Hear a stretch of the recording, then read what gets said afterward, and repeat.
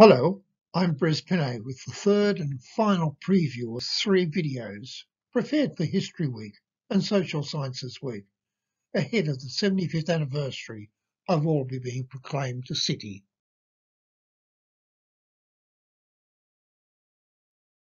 This preview looks to present-day representations of the Albury-Wodonga complex.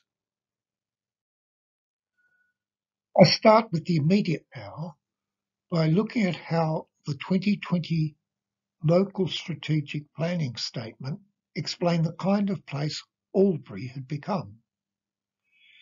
Well, that statement was to establish the special characteristics which contribute to local identity.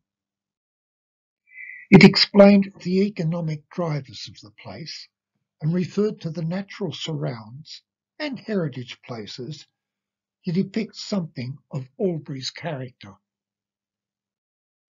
Ahead of the 2021 census, demographers provided calculations of comparative population growth. Albury-Wodonga was in the top 20 urban cities and was likely to retain that ranking in the immediate future. Comparative size helps determine urban character. It explained how the two cities, under the leadership of two mayors, Kevin Mack and Anna Speedy, have worked together to mutual advantage. It drew on the kaleidoscope of image council has provided elsewhere to depict aspects of city life it deems important to parade, such as its night economy, its built fabric, and the diversity of people who've been attracted to the place.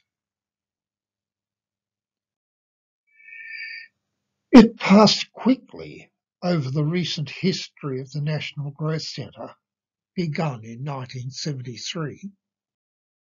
Planners then, as in the 1940s, began by ascertaining what was on the ground, often exploring it from the air. From the air in 2020, Albury has spread its boundaries, and both Albury and Wodonga have increased in density.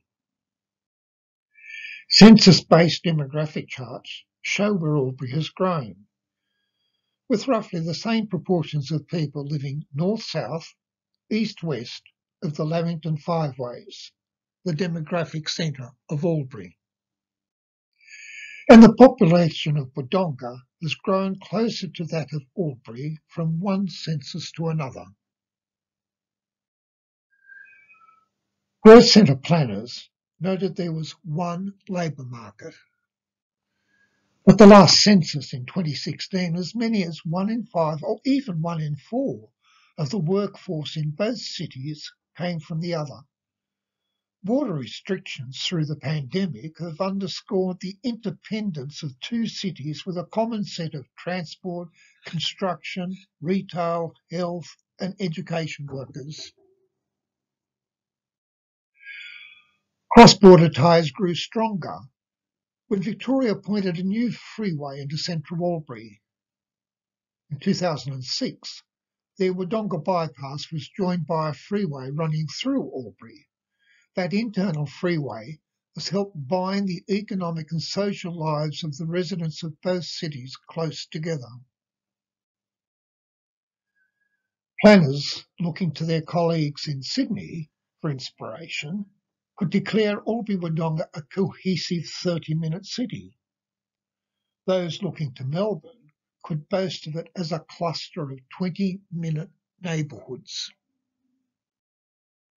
Road, rail and river have remained important to the place's economic prospects and even fostered feelings of belonging. Between Albury's Dean Street and Wodonga's Junction Place, the graphic representation of two cities has Lake Hume and Hume Dam as a shared icon, a symbol of cross-border community cohesion, part of the glue that keeps Albury and Wodonga together. Growth Centre social planners planned for the reception of newcomers. There were neighbourhood houses in walking distance neighbourhoods. Among the new arrivals were Aboriginal families participating in a family resettlement scheme, which took them from economically depressed areas to growing areas, where they might have greater opportunity to secure jobs. They came and have enriched local life in many ways, but particularly with their storytelling. A mixed mob from different places, they have been active in connecting to country in a variety of ways, sometimes not far from the site of the police hut of 1838-39. Their stories deepen connection to country for both Indigenous and non-Indigenous people. Changes in the school curriculum proposed in 2021 will have our children and grandchildren learn more about how First Nations peoples have fared both before and after white settlement at both a national and a local level. In these three documentaries, I've given attention to the visions of a set of three particular dreamers, planners, visionaries who have had outstanding impact on shaping Albury and its story. When Albury became a city, planners worried what would happen after 6 years of war. Now, nearly 18 months into the pandemic, they worry about what will happen after the pandemic. New plans sprang out of war fatigue. New plans will spring from pandemic fatigue. What will be the impact on a cross-border community of living with a policed border, an elastic border bubble, the anti-metropolitan sentiments that came with the realisation that we live in a federal compact made up of city-states? Placemaking involves history making. The stories we select to tell about both our distant and recent past help us to understand the place where we live.